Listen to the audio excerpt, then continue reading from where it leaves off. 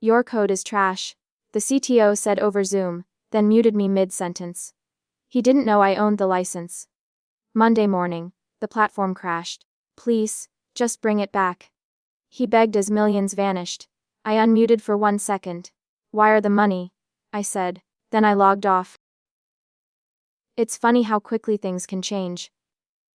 One moment, you're a respected architect, a part of a team that built something great, and the next, you're invisible, discarded, unimportant.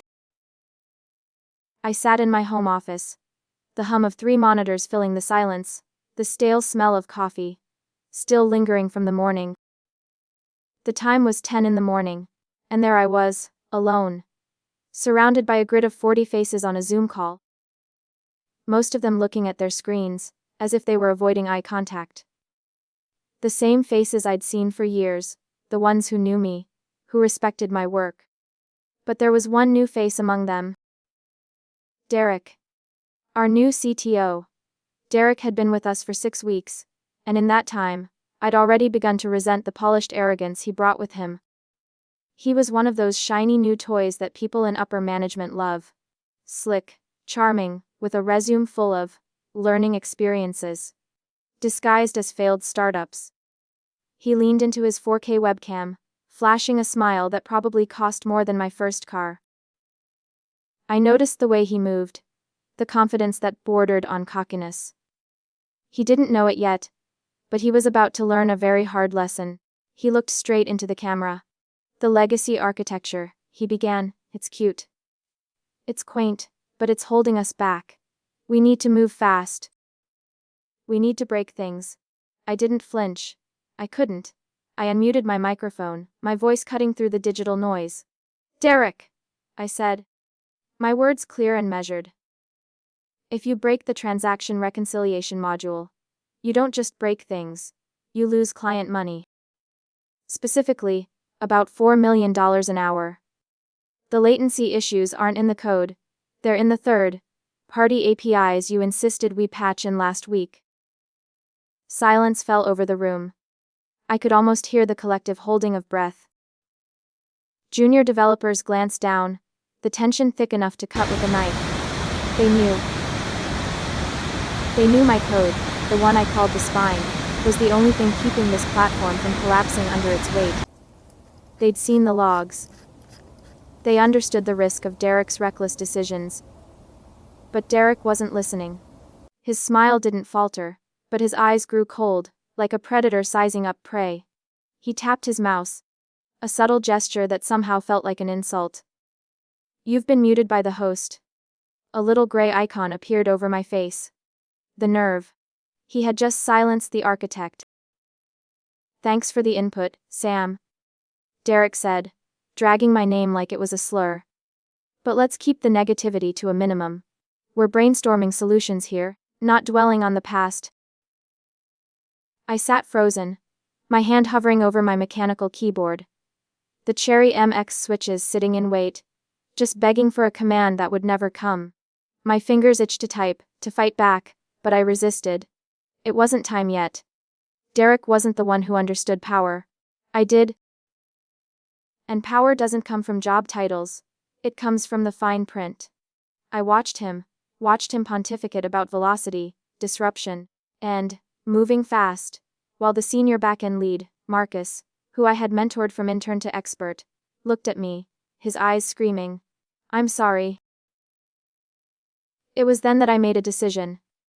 A quiet one, but it was the turning point. I wasn't going to hack them. I wasn't going to do anything illegal. But Derek had just made a very expensive mistake.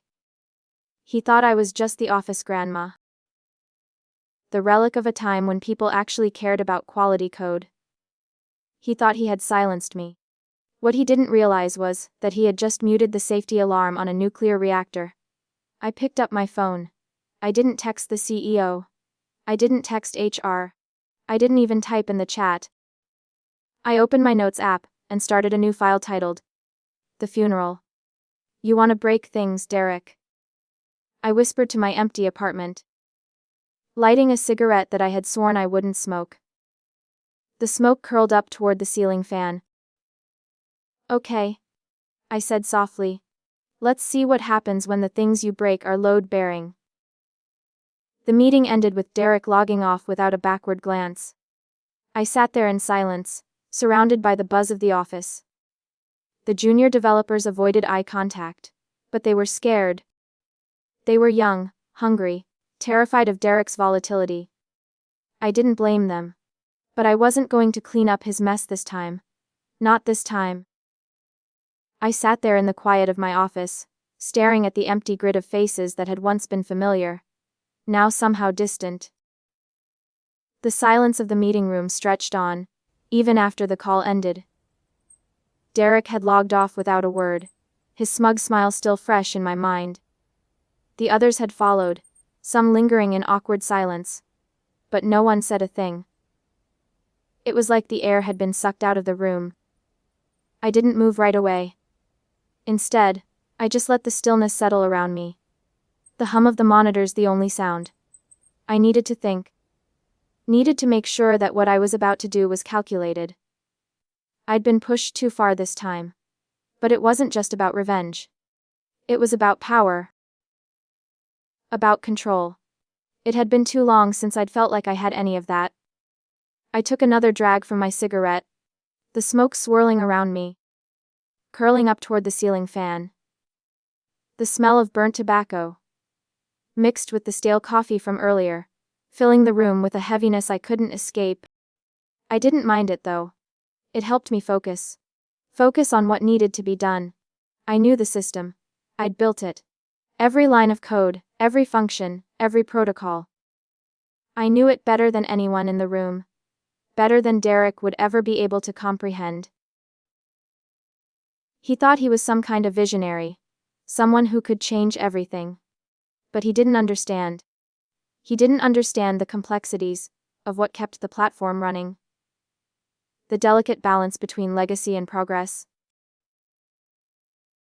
He saw the system as something to be torn down, something that stood in the way of his shiny new vision. He had no idea what he was dealing with. And that's where I came in. I opened a terminal window and stared at the blinking cursor, waiting. It was funny how something as simple as a blinking line could feel so intimidating. It was like a countdown. Every second that passed was another step closer to my goal. Another second closer to proving that I wasn't the one who needed to be put out to pasture. It was Derek who needed to be put in his place. I leaned forward and typed the first command. Get log author, Derek. The screen filled with the empty space I expected. 0 commits. Not a single line of code authored by him. I laughed softly under my breath, a bitter sound that felt more like a curse than anything else. Perfect. I wasn't going to hack the company. I wasn't going to do anything illegal. But I was going to make sure Derek knew just how much power he had underestimated. I had a plan, one that would take down everything he thought he could control. I closed the terminal window and opened a new document in my Notes app. The file title read, The Funeral. It seemed fitting.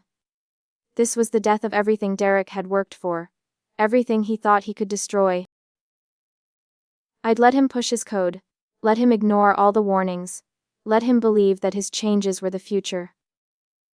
And then I'd watch him crash and burn. I sat back in my chair and took a moment to think.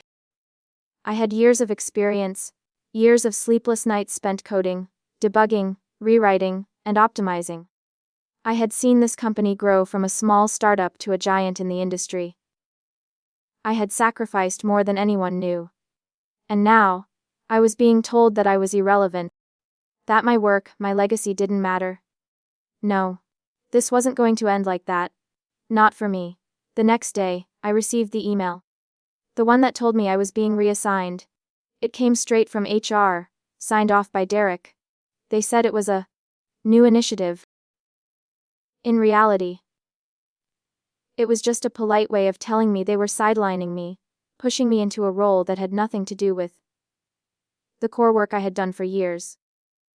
Documentation and compliance. They wanted me to write instruction manuals for the idiots who were replacing me. It was a slap in the face, and I knew exactly what they were doing. They wanted to remove me without actually firing me. Turn me into a quiet, invisible part of the machine. But I wasn't going to let that happen. Not without a fight. I got up from my desk and walked over to the filing cabinet. It had been years since I'd opened it, but I knew exactly where to find what I needed. At the back, buried under some old tax documents, was a thick folder. I pulled it out, the weight of it in my hands reminding me of how much I had given to this company. Inside were the papers I had written up when I first joined. Back when this place was just a handful of guys in a garage. And me. I had been their only real technical hire. They couldn't afford my salary, so I'd negotiated something better. Something more valuable. I had created a separate LLC, Ironback Systems, and I had licensed the core architecture to the startup. The company had paid me a yearly fee. Peanuts compared to the value of the code, but it was enough. And it was protected. Clause 7b modification rights. It was right there, in black and white. In the event of unauthorized modification of the source code, by non-certified personnel, without express written consent from Ironback Systems, the license would be voided. I ran my fingers over the paper, the weight of it settling in my chest. Derek had just revoked my commit access. He had handed over the system to contractors, non-certified people, to rewrite my code. I could feel my blood boiling. I took a deep breath, my fingers tapping lightly on the edge of the desk. I wasn't going to do anything drastic yet. I was smarter than that. But Derek had just signed his own death warrant. And he didn't even know it. I stood there for a moment, savoring the feeling of the plan coming together. It felt good. It felt right. Tomorrow, I would make my move. Tomorrow, everything would change. The next few days were a blur of quiet resolve. I didn't let anyone see the storm brewing inside me. Derek had no idea what he had just set in motion. Every morning, I woke up early, brewed my coffee, and sat in front of my monitors. The familiar glow of the screen, now a reminder of everything I had built. But it wasn't just about the code anymore. It was about proving a point. It was about making sure Derek understood that his vision, however grandiose, wasn't going to stand on the shoulders of my work. I opened the cabinet again, thumbing through the papers I had set aside. The contract was still there, but this time, I studied it more closely, a plan taking shape in my mind. Derek had made his move, and now it was time for mine. But it had to be done carefully. It had to be precise.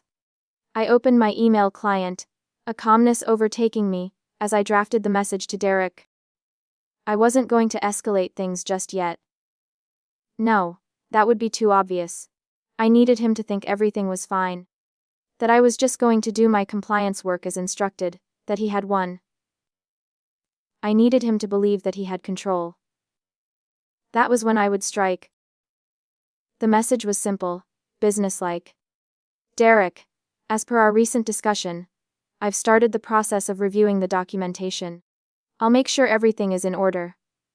But just so you know, I'm keeping a close eye on the repository. If any changes are made to the core system, I will be forced to invoke Clause 7b of the licensing agreement. Let me know if there's anything else you need. I stared at the screen for a moment after I hit send, waiting for the inevitable response. I had no doubt it would come. Derek was too arrogant not to think he was in control, too ignorant to see the trap I had set. But he would find out soon enough. This was no longer about saving the company. This was about saving what I had built. The email arrived almost immediately. I opened it without hesitation. Derek had responded with the same condescending tone I had come to expect. Thanks for the update, Sam. I'm sure we can work through this. But let's not get bogged down in the details. We need to focus on the future, not dwell on the past. It was almost laughable. He was treating me like a relic, a fading piece of a forgotten history. But he didn't realize how close to the truth he was. I had already moved on from his world. I was playing a different game now. As the days passed, I kept up the act. I'd log into the system, track the changes, and make sure no one could touch what was mine. Meanwhile, Derek continued to push his updates, making reckless decisions that would come back to haunt him. He was so sure of himself, so convinced that his version of the future was the right one. He couldn't see that the foundation he was trying to build on was crumbling beneath him. I spent my nights preparing. I started drafting the legal documents, pulling everything together. I had the advantage, but I had to wait for the right moment. Derek had to make the first mistake. I needed him to take the bait. The more I watched him, the more I realized how easy it would be to dismantle his empire. He didn't understand the complexity of the system, didn't understand how fragile everything really was. It was all about speed, velocity, breaking things. But what he didn't realize was that speed could just as easily lead to destruction. One wrong move, one faulty update, and the whole platform would collapse. I was ready. The moment would come soon. And when it did, Derek would realize what it felt like to be out of his depth. To be the one who had to beg for help, to watch as everything he had built crumbled. I could feel it building. The tension, the anticipation, the satisfaction of knowing that the ball was in my court. Derek had made a fatal mistake by underestimating me, and I wasn't going to let him forget it. I took another drag from my cigarette, the smoke curling around me. It was time to take control. The days following my email to Derek felt like an eternity. I watched the chaos unfold quietly, all while keeping my role as the compliant, invisible worker intact. Derek's team continued with their updates. And every time I logged in to check the code, I could feel the tension in the air. It was only a matter of time before his arrogance would be his downfall. I knew the architecture better than anyone. Derek thought he could bypass me. But what he didn't realize was that his decisions were like cracks in a dam, small at first, but growing by the hour. I'd watched him for weeks, pushing changes that made no sense, believing that innovation meant breaking everything in the name of progress.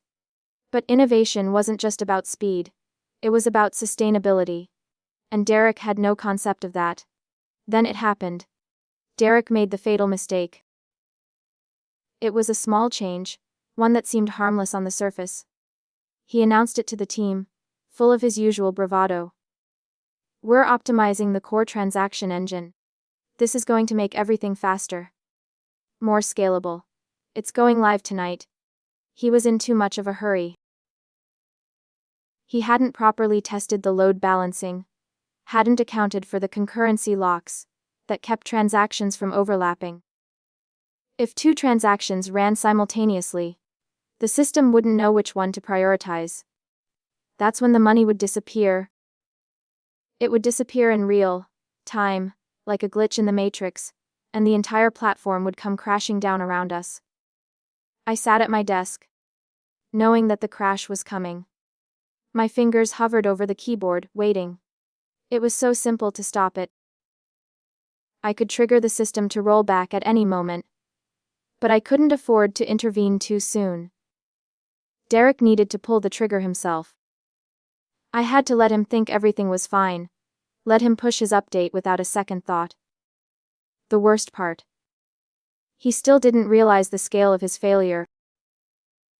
He was so caught up in his excitement about disrupting everything. About tearing down the old systems, and building his new world, that he couldn't see the cracks beneath his feet. I watched him from a distance, his smug smile never wavering, as he pushed ahead with the deployment. I knew the system was dying. I felt the tension in my chest, the satisfaction of knowing I had set this up perfectly. The next few hours would determine everything. If I was wrong, I would have to take action. If I was right, the crash would come soon, and I would have the last laugh. Derek thought he was invincible. I was about to prove him wrong.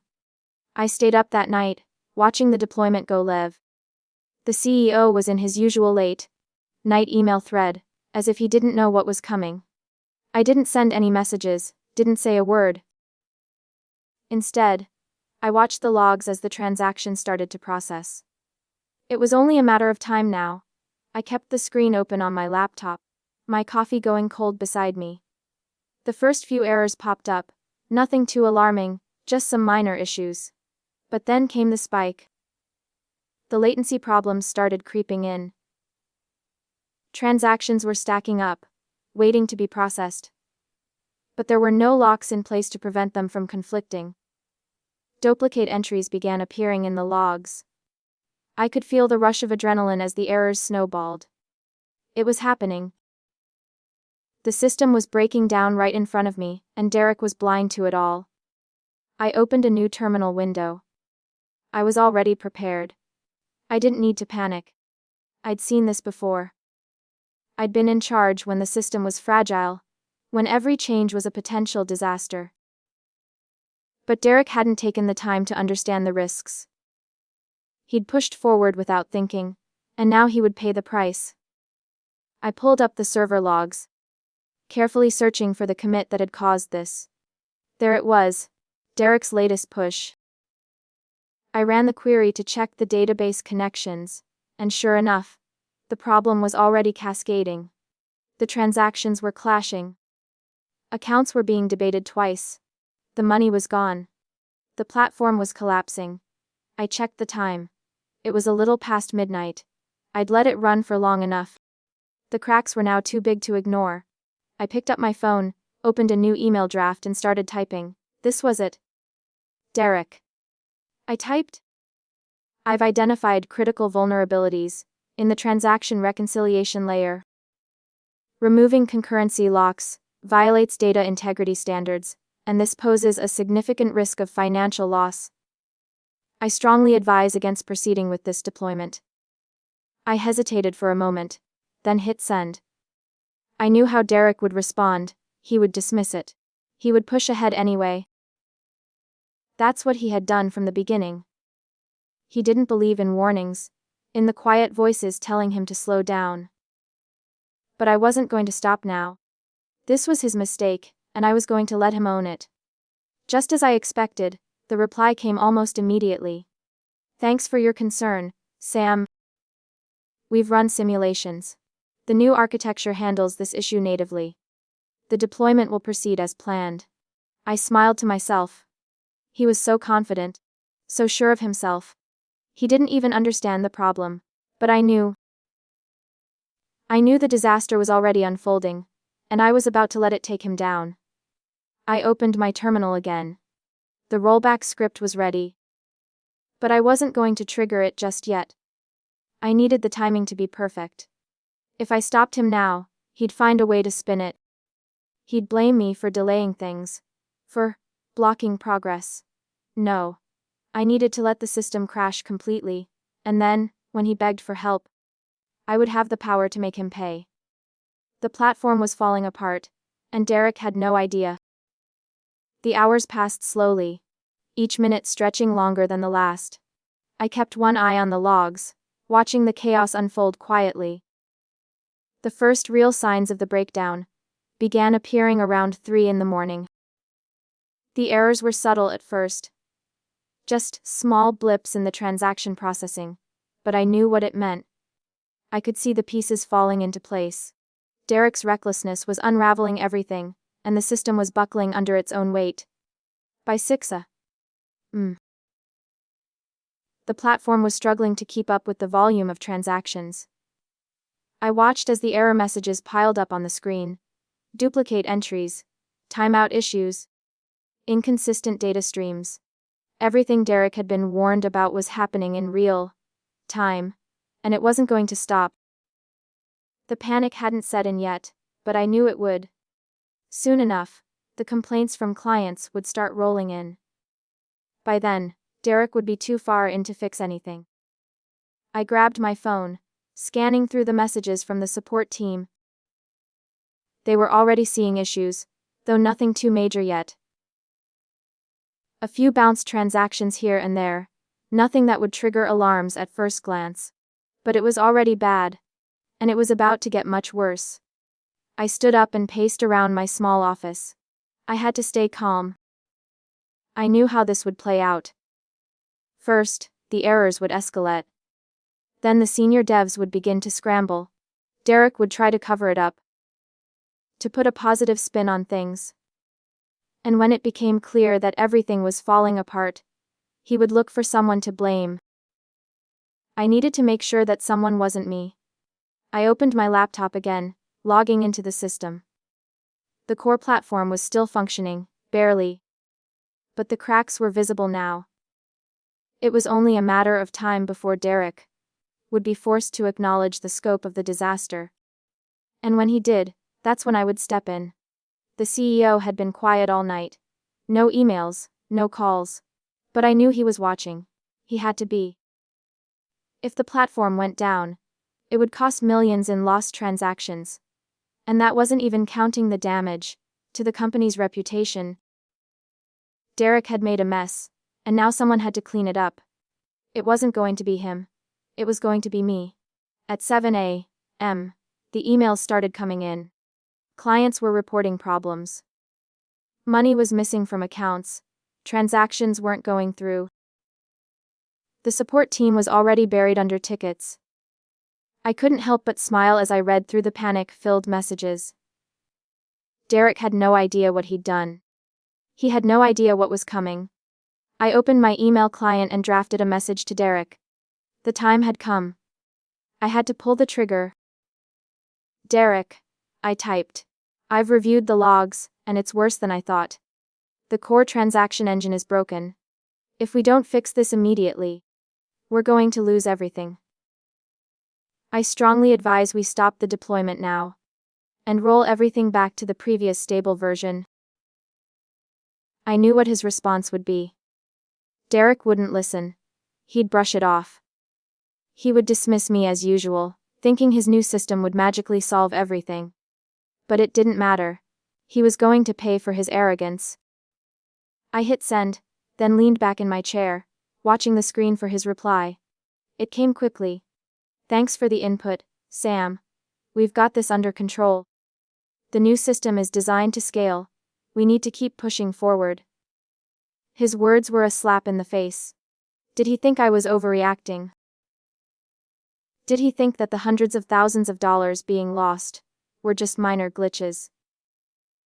He was too deep in his own delusions to see the reality of the situation. I knew I had to act. The rollback was ready. The contract had been clear. If Derek had modified the code without my approval, the license was void. I wasn't just a disgruntled employee now.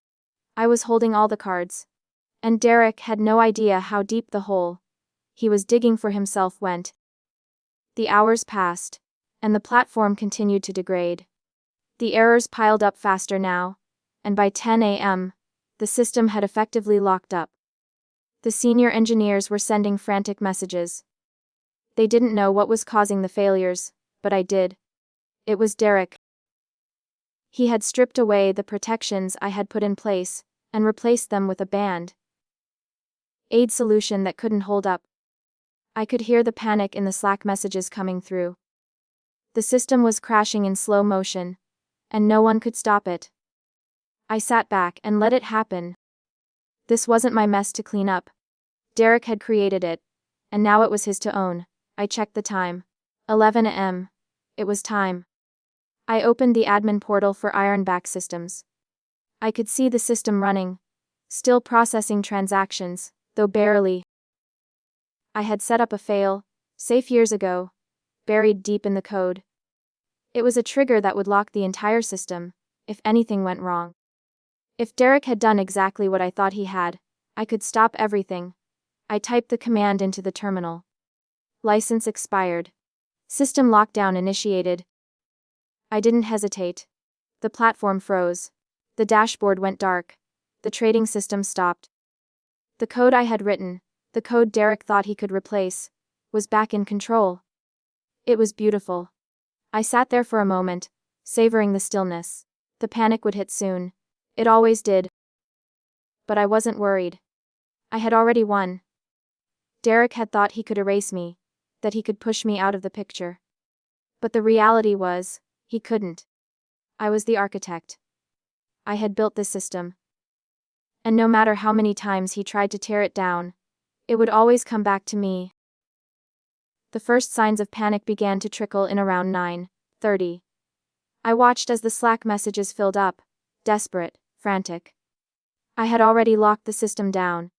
But I wasn't gonna make it easy for Derek. Not yet. I could feel the tension building in the digital silence that stretched between us. The first message from the CEO hit my inbox a few minutes later. Sam. What's going on? We're getting reports of system failures. What can we do to fix this? I didn't respond immediately. Instead, I watched the errors build up on my screen. System warnings, transaction failures, clients complaining about missing funds. It was all happening exactly as I expected. Derek was scrambling, trying to cover up the mess he'd made, but it was too late. I had already made sure the damage was irreversible. 5 minutes later, the phone buzzed. It was Derek. Of course, he was trying to reach me. I didn't pick up. Instead, I let the voicemail fill with his angry, panicked tone. Sam, where the hell are you? Why is the system locked? We need to fix this right now. I sat there, unmoved, waiting for the inevitable. The emails came in faster now. The chaos had already spilled over. Derek was in full damage control mode. He was calling meetings, demanding answers, but all I could do was wait for him to beg for my help. I let it sit for a while, savoring the moment. Let him stew. Let him sweat. But eventually, the messages started coming from the top, first the CEO. Then Derek's own team, frantic and confused. The tension crackled in the air, thick enough to choke. At 10:30, I picked up my phone and dialed Derek's number. He answered on the first ring, his voice tight with frustration. Sam, what the hell is going on? We're losing millions. You've got to fix this. I stayed calm, cold even. You want me to fix this? I asked, my voice flat. First, wire the money. There was a long pause, and for a moment, I thought maybe he'd hang up. But I knew he wouldn't. Not after everything. He was desperate. Sam, he said, almost pleading, this is insane. You can't do this. I leaned back in my chair, staring at the emails and messages flooding in. It felt like the world was crumbling around him. I can do this, I replied, and I will. But you need to pay first. He muttered something under his breath, but I didn't care. I wasn't listening for excuses anymore. I'd been in this game too long to be swayed by his panic. I'll send the wire, he said after a moment, his voice defeated. Just fix it. We can't afford this disaster. Good, I said.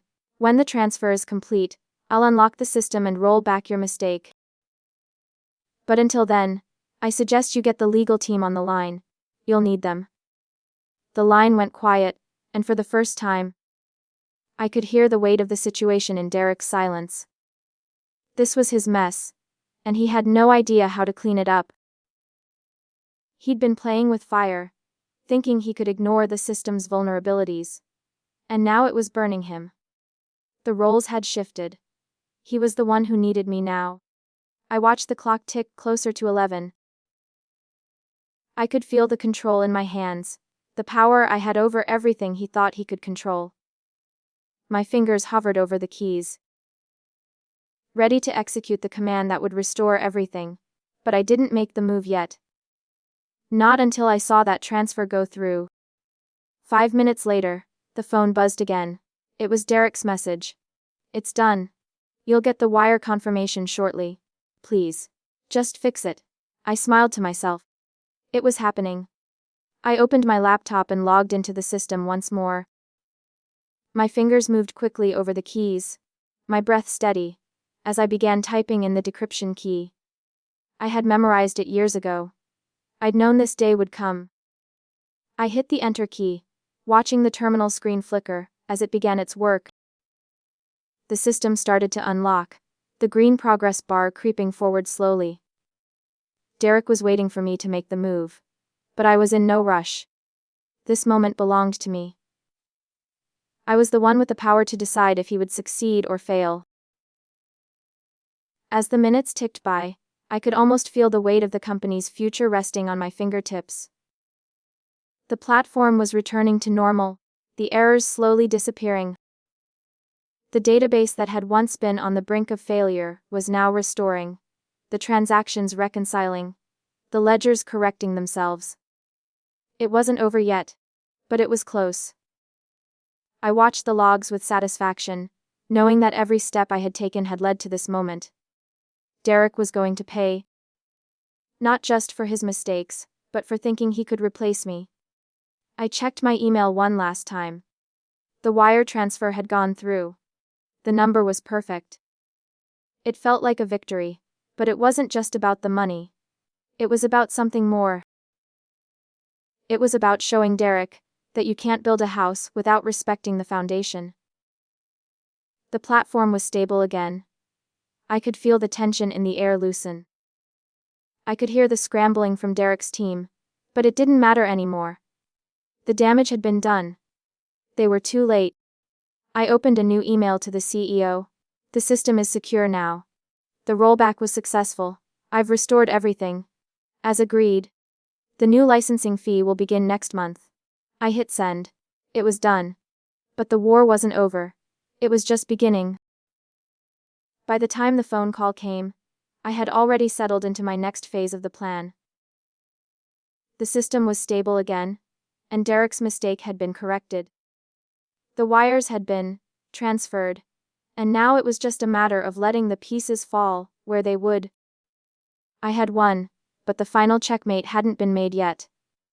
The call came through just after 1 in the afternoon. It was from the CEO, Robert. He sounded tired.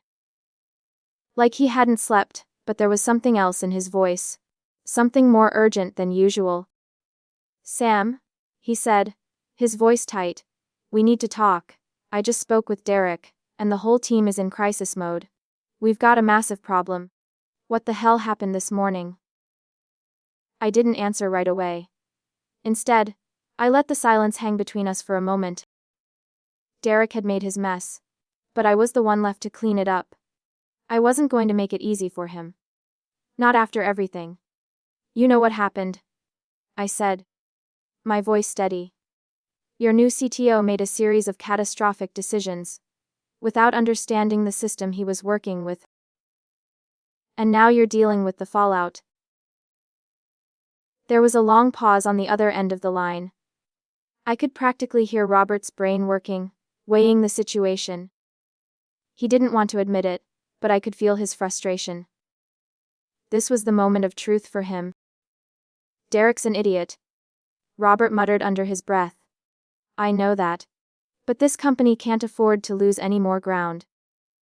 We need to get the platform back online fully and fast, Sam. I don't care how you do it, but we need to fix this. And we need to fix it now. His desperation was obvious, but so was his ignorance. He still didn't understand the gravity of the situation. Derek had stripped away the core structure of the platform, thinking he could replace it with shiny new systems that couldn't stand on their own.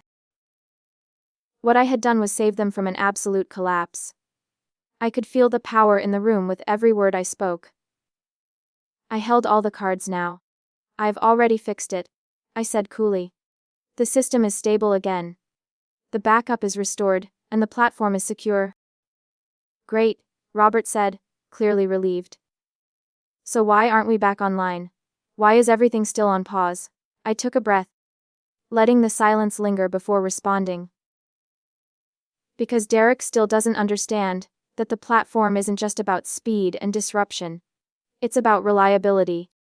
You need to stop pushing forward blindly and start respecting the architecture that's kept this company running for years. Sam, Robert said, his voice rising. We don't have time for this right now. The system is down, and we need to act fast.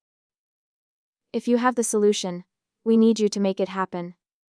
I paused, taking a moment to consider my next words carefully. I had the power now. But I wasn't just going to fix things without securing my position. Derek had already shown me how little respect he had for my work. Now it was time to set the terms. "I'll make it happen," I said, my voice sharp. "But first, you'll need to meet my new terms. The licensing agreement has changed. I'll be overseeing any future changes to the platform from now on. And I'll need a retainer fee to cover the emergency services I've provided." "What? Are you serious?" Robert sounded almost incredulous. "We're talking millions here, not millions," I said, almost amused at his surprise. "But it will be enough to make sure the platform stays secure, and that you never make this mistake again. I'm not just a developer, Robert. I'm the architect. And if you want to keep this company running, you'll respect that." He was silent for a long moment. I could hear the wheels turning in his head. He was negotiating, weighing his options. He knew, deep down, that without me, the company would be left in chaos. Derek had no idea how to handle this situation, and he had already proven he wasn't up for the task. Finally, Robert spoke. "Fine. We'll pay the fee. Just get this mess fixed. Get us back on track. Derek's too much of a liability now. We'll deal with him after the crisis." I let out a breath, feeling a small sense of victory. The company was still standing, and now I had secured my place at the top. Derek was no longer a threat. In fact, he wasn't even part of the equation anymore. "Good," I said, standing up and walking over to the window, looking out at the city below. "Then it's time to fix this." The next few hours were a blur of work, my fingers flying over the keyboard as I made sure everything was restored and running smoothly. The system was coming back online, the errors slowly disappearing. Clients would be none the wiser, except for the improved speed and stability they would notice once everything was back to normal. By the time I finished, the worst of the storm had passed. I had done what I needed to do, and Derek, well, he was already history. The CEO had already decided to cut him loose, though I wasn't sure if Derek had figured that out yet. The company was safe for now. But I knew better than anyone that things could change quickly in this world. I leaned back in my chair, feeling a deep sense of satisfaction. I had won, but more than that, I had taken control. The platform was my legacy, and now, it was time to collect the rewards. As I closed the laptop and prepared to leave, a final message from Marcus appeared on my screen. "You're a legend, Sam. They're calling it the Samantha event. No one can push code without your approval anymore." I smiled. Let them call it what they wanted. I had earned this. 3 months passed since the Samantha event, as the engineers were now calling it. I'd been living a quiet life in my cabin upstate, far away from the frantic world of tech startups and high-stakes corporate drama. My dog Max kept me company as I sat by the fire each evening, sipping a glass of wine, and watching the sun dip behind the trees. I'd given up the noise of the city, and the grind of the office for something more peaceful. Something that was mine. The first couple of weeks after I left the company were full of silence, but it wasn't uncomfortable. For the first time in a long time, I wasn't answering to anyone. There were no more all-hands meetings, no more endless streams of emails, no more egos to massage. The freedom felt good, almost intoxicating. Still, I had to admit, part of me missed the work. I missed the problem solving, the thrill of creating something that worked, something that mattered. But I had built my legacy. Ironback Systems was still my creation, and I was still its architect. The company was paying the licensing fees on time without fail, no questions asked. They didn't even try to negotiate anymore. They knew better than to mess with the fine print I had written into that agreement years ago. I hadn't spoken to Robert, the CEO, since the day I fixed the platform. His team had sent a few emails asking for minor adjustments, but nothing major. They were living in the shadow of the mess Derek had made, and I was content to let them figure it out. It wasn't my problem anymore. Then, one afternoon, I received an email from a name I didn't expect, Jessica Taylor. She was one of the junior devs, who had worked under Derek. A bright young woman, who had reached out to me for advice a couple of times before. Her emails were usually a little hesitant, full of uncertainty. But this one was different. It was straightforward. Hey Sam. I don't know if you remember me, but I've been following your work since the Samantha event. I just wanted to say thank you. The way you handled everything was incredible. Honestly, it was a wake-up call for me. I've learned a lot from what you did. I smiled as I read her words. Jessica had been one of the few who had known the real value of what I'd built. She hadn't been intimidated by Derek or his shiny new ideas. She had recognized the strength in the system I'd created and the integrity I'd maintained. Anyway, Jessica continued, I've been promoted to a lead developer now, and I wanted to ask if you ever have time. I'd love to pick your brain about how you handled things after Derek left. I think I could learn a lot from your approach. I thought about it for a moment. My first instinct was to say no. I had left that world behind for a reason. But then again, if Jessica was asking for advice, maybe she was someone worth mentoring. Maybe I could help her avoid the same mistakes Derek had made. Maybe I could pass on what I had learned over the years. Share the quiet power of understanding your worth and standing firm in it. I typed a response, my fingers moving quickly over the keys. Of course, Jessica. Let's set up a time to chat. I'm happy to share what I can. Just remember, the most important thing you can do is trust yourself and your work. Don't let anyone push you out of the driver's seat. The next few weeks were a blur of quiet moments and phone calls with Jessica. We spoke about the industry, about the challenges she faced as a woman in tech, and about the way the corporate world often undervalued people like us. It was nice talking to someone who still had that fire, that ambition. I could see in her eyes what I'd once had. And for the first time since I left, I felt connected to the work again, even if it was just through conversation. One afternoon, I received another email. This one was from Robert, the CEO. He was short, as usual, but the words were to the point. Sam, I hope you're well. I wanted to let you know we've hired a new CTO. She's got experience at IBM, and a proven track record in scaling platforms. I wanted to personally thank you for all your work. We wouldn't have made it through without you. I read the email twice, letting the words sink in. A new CTO. A woman. 50 years old. It was almost like Robert was acknowledging everything I had done in one final subtle nod. He knew. He knew I had been right all along. But he also knew that the company needed someone to take the reins. Someone to push it forward in a way that I no longer could. And I was okay with that. The woman he'd hired reached out to me a few weeks later. Her name was Sarah Cooper, and she was everything I expected. Calm, collected, and respectful. She asked for permission to modify a subroutine in the core architecture, and I granted it without hesitation. You've got it, Sarah, I wrote in my response. Just don't forget who built the foundation. It felt good to pass the torch. To know that the platform I had built was in good hands, and that the next generation of engineers would continue to build on it. Just as I had. But the most satisfying part was knowing that I would always be there, in the background, keeping an eye on things. No one could replace me, not really. The system would always belong to me, even if I wasn't physically there. I checked my bank account one last time. The payment had been processed, just as it had every month, without fail. The money didn't mean much anymore. It wasn't the reason I did it.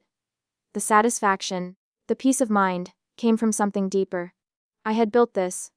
I had made it mine. And now, it was secure. I stood up, stretching my arms above my head, and walked over to the window.